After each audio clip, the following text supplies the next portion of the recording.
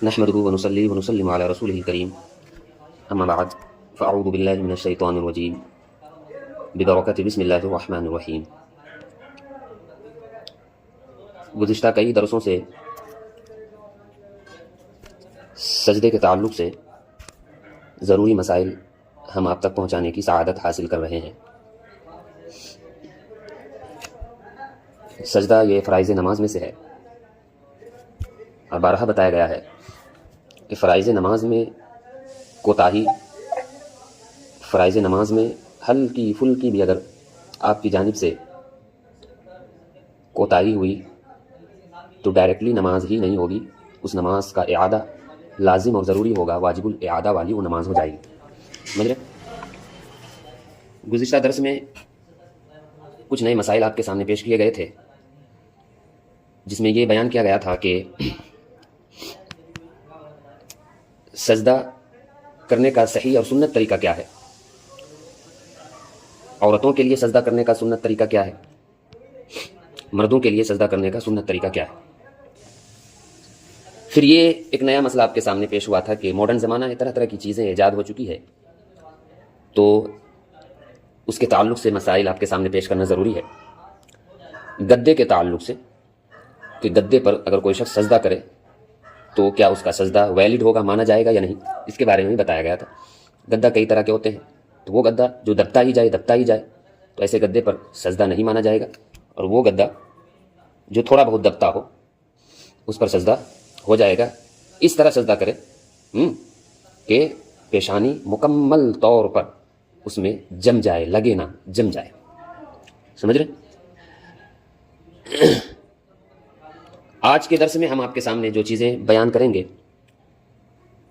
وہ یہ چیزیں ہوگی: عورت پر سجدے میں پیٹ کی انگلیوں کا لگانا، اس کے بارے میں مسئلہ بیان کریں گے۔ پھر یہ مسئلہ بیان ہوگا کہ سجدہ میں جانے کا طریقہ کیا ہونا چاہیے، احادیث کی روشنی میں یہ بیان کیا جائے گا۔ جب سجدے کی بات آ گئی تو سجدہ تلاوت کے بارے میں بھی ہم بات کریں گے کہ قرآن پاک میں کچھ آیتیں ایسی ہیں جس کو پڑھنے کے بعد ہم پر سجدہ واجب ہو جاتا ہے، لازم ہو جاتا ہے۔ سمجھ رہے؟ تو سجدہ تلاوت کا مسنون طریقہ آپ کے سامنے بیان کیا جائے گا۔ پھر ایک اور مسئلہ بیان ہوگا، اور وہ مسئلہ یہ ہوگا کہ کس چیز پر سجدہ کرنا چاہیے۔ پھر اس مسئلے میں بد مذہبوں کا رد کیا جائے گا، اور جو لوگ خود کو نام نہاد اہل حدیث کہتے ہیں اس سے ایک سوال کیا جائے گا جس کا جواب وہ شاید ہی کبھی دے پائیں گے۔ سمجھ رہے؟ ہاں، بسم اللہ الرحمن الرحیم۔ عورت پر سجدے میں انگلیوں کے پیٹ کو زمین پر لگانا لازم نہیں ہے۔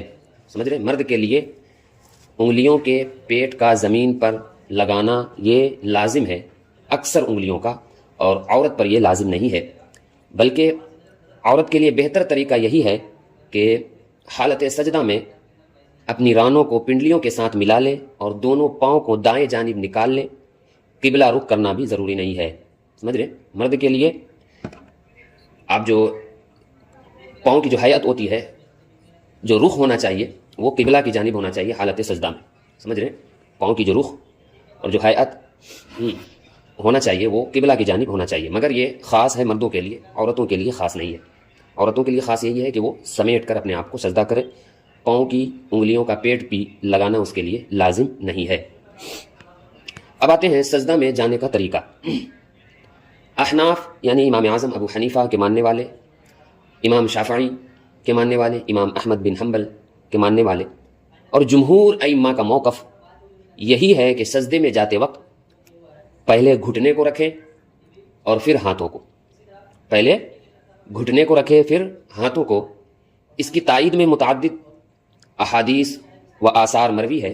خود سنن ابی داؤد میں حضرت وائل بن حجر رضی اللہ عنہ کی روایت میں سرکار دو عالم صلی اللہ تعالی علیہ وسلم کا سجدے میں جاتے وقت ہاتھوں سے پہلے گھٹنوں کو رکھنا مذکور ہے۔ سمجھ رہے؟ یہی روایت امام ترمذی نے بھی روایت کیا ہے، امام ابن ماجہ نے بھی اسی روایت کو روایت کیا ہے، صحیح ابن خزیمہ میں بھی یہ روایت مذکور ہے، اور بہت ساری کتب احادیث میں یہ روایت موجود ہے۔ سنن ابی داؤد میں حضرت وائل بن حجر رضی اللہ عنہ سے روایت ہے، فرماتے ہیں یعنی میں نے سرکار دو عالم صلی اللہ علیہ وآلہ وسلم کو دیکھا کہ جب آپ سجدہ کرتے تو ہاتھوں سے پہلے گھٹنے رکھتے، اور جب سجدہ سے قیام کے لیے اٹھتے تو گھٹنے سے پہلے ہاتھوں کو اٹھاتے۔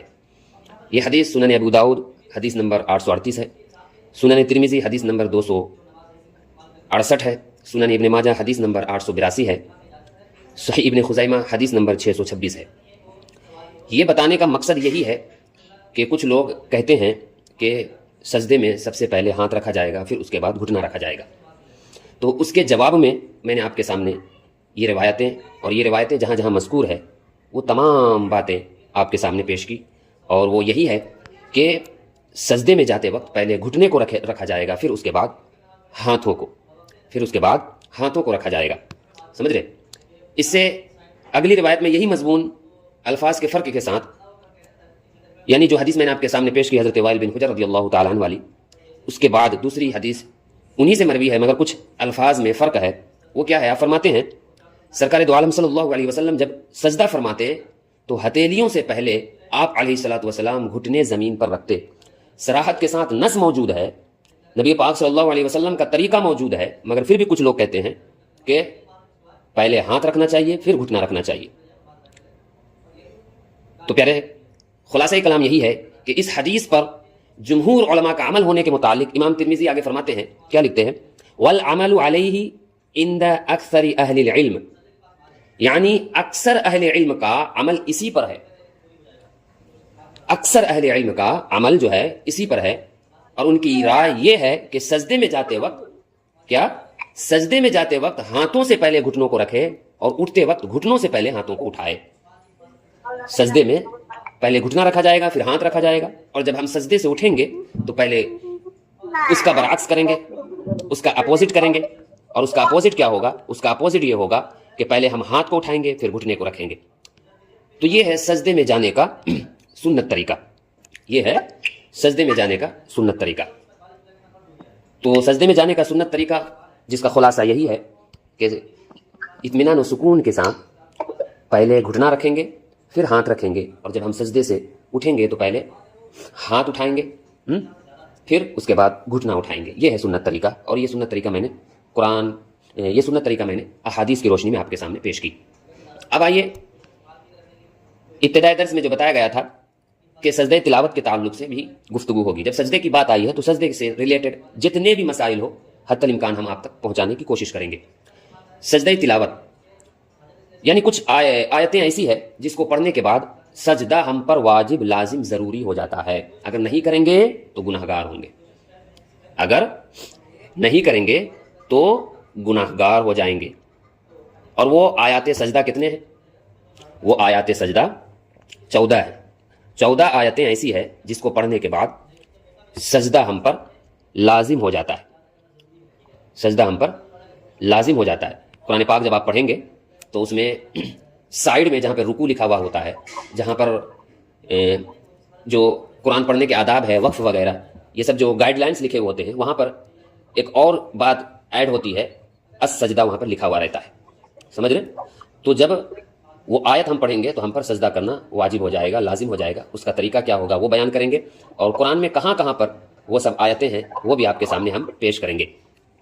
پہلا سجدہ ہے سورہ اعراف آیت نمبر 206 میں، دوسرا سجدہ ہے سورہ رعد آیت نمبر 15 میں، تیسرا سجدہ ہے سورہ نحل آیت نمبر 50 میں، چوتھا سجدہ ہے سورہ بنی اسرائیل آیت نمبر 109 میں، پانچواں سجدہ ہے سورہ مریم آیت نمبر 58 میں، چھٹا سجدہ ہے سورہ حج آیت نمبر 18 میں، ساتواں سجدہ ہے سورہ فرقان آیت نمبر 60 میں، اور آٹھواں سجدہ ہے سورہ نمل آیت نمبر 26 میں، نوواں سجدہ ہے سورہ سجدہ آیت نمبر 15 میں، اور 10واں سجدہ ہے سورہ سعد آیت نمبر 25 میں، اور 11واں ہے سورہ فصلت آیت نمبر 38 میں، پھر اس کے بعد سورہ نجم آیت نمبر 62 میں، پھر سورہ انشقاق آیت نمبر 21 میں، پھر سورہ علق آیت نمبر 19 میں۔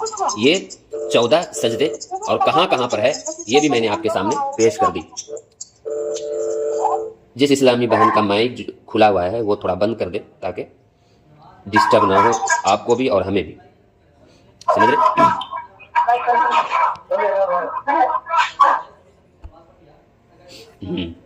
سجدہ تلاوت کی نیت کے لیے کوئی خاص الفاظ نہیں ہے، سمجھ رہے؟ لہٰذا ان الفاظ سے نیت کر لینا بھی کافی ہے کہ میں اللہ تعالیٰ کی رضا کے لیے، اللہ تعالیٰ کی خوشنودی کے لیے سجدہ تلاوت کر رہی ہوں. سمجھ رہے؟ اس کے لیے کوئی خاص الفاظ نہیں ہے، بس دل میں سجدہ تلاوت کی نیت ہو، ارادہ ہو، یہی آپ کے لیے کافی ہے. اگر زبان سے کہنا چاہے تو اس طرح بھی کہہ سکتے ہیں کہ میں اللہ تعالیٰ کی رضا کے لیے سجدہ تلاوت کر رہی ہوں. نیز یہ بھی یاد رہے کہ نیت دل کے پختہ ارادے کو کہتے ہیں. نیت کے باب میں نیت کے سارے مسائل حتی الامکان ہم نے آپ کے سامنے پیش کر دیے ہیں، اور جو حضرات نیو ہیں وہ ہمارے چینل پر جا کر سارے درس کو شروع سے آخر تک سن بھی سکتے ہیں. اس میں بہت ساری چیزیں ایسی بھی آپ کے سامنے پیش کی گئی ہے جو نئے نئے مسائل پر موقوف ہے.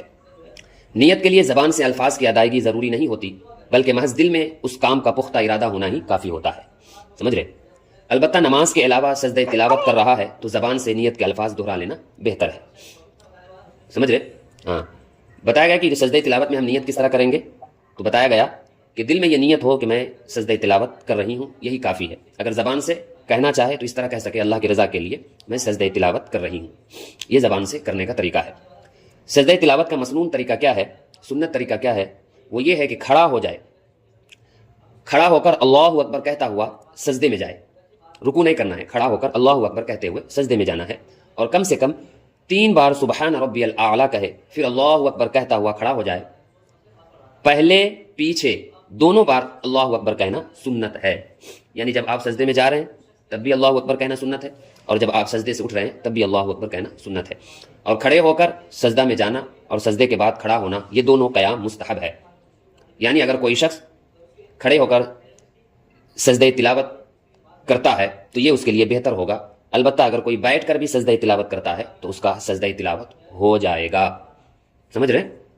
اس کا سجدہ تلاوت ہو جائے گا. مثال کے طور پر آپ قرآن پڑھ رہے ہیں، پڑھتے پڑھتے کوئی آیت سجدہ آ جائے تو فوراً آپ ریحال کو تھوڑا ادھر آپ رکھ کے بیٹھے بیٹھے آپ اللہ اکبر کہتے ہوئے سجدے میں جائے. 3 بار سبحان ربی الاعلیٰ سبحان ربی الاعلیٰ کہہ کر اللہ اکبر کہتے ہوئے پھر اپنی حیت پر آ جائے اور پھر قرآن کی تلاوت کرنا چالو کر دے. ایک طریقہ تو یہ ہوا. دوسرا طریقہ، اگر آپ کھڑے ہو کر سجدہ تلاوت کرنا چاہے تو کھڑے ہو جائے، کھڑے ہو کر ڈائریکٹلی اللہ اکبر کہتے ہوئے سجدے میں چلے جائے اور 3 بار سبحان ربی الاعلیٰ کہہ کر پھر اللہ اکبر کہتے ہوئے کھڑے ہو جائے، پھر بیٹھ جائے، پھر اس کے بعد قرآن کی تلاوت کو جاری رکھے. دوسرا طریقہ یہ ہوا. قیام اس میں فرض نہیں ہے، بیٹھ کر بھی آپ کر سکتے ہیں اور کھڑے ہو کر بھی کر سکتے ہیں. دونوں صورتیں آپ کے لیے جائز ہے. سمجھ رہے؟ ایک حدیث پاک ہے، نبی پاک صلی اللہ علیہ وآلہ وسلم ارشاد فرماتے ہیں، وہ حدیث پاک کا ٹکڑا یہی ہے کہ وَجُعِلَتْ لِلْأَرْضُ مَسْجِدًا وَطَهُورًا.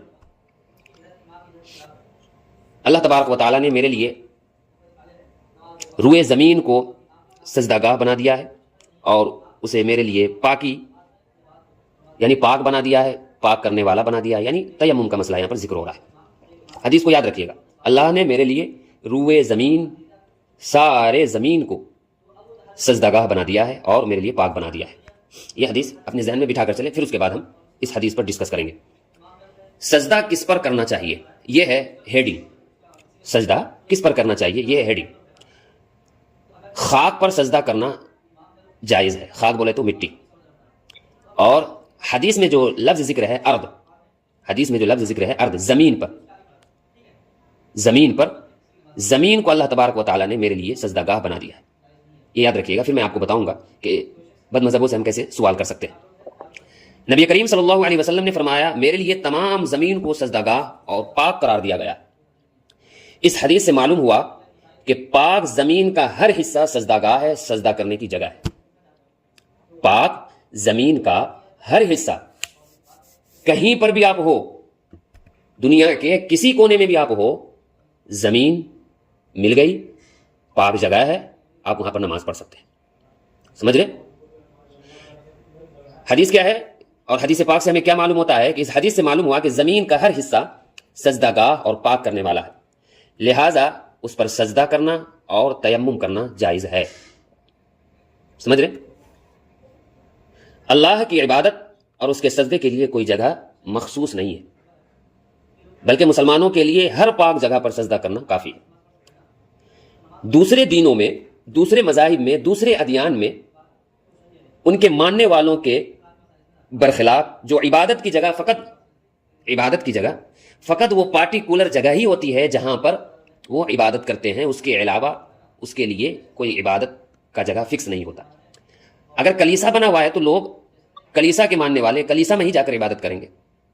اگر کنیسا بنا ہوا ہے، کنیسا بھی ایک جگہ کاف نون یا سین ہا، سمجھ رہے، تو کنیسا کے ماننے والے وہیں پر جا کر ہی عبادت کر سکتے ہیں، ان کا نظریہ ہے. اس کے علاوہ ان کی عبادت کہیں پر بھی نہیں ہوتی. مگر اسلام ہی ایک ایسا مذہب ہے، ایسا پیارا دین ہے کہ اللہ تبارک و تعالیٰ نے ہمارے لیے ساری جگہ جو پاک ہو وہ سجدہ گاہ ہے.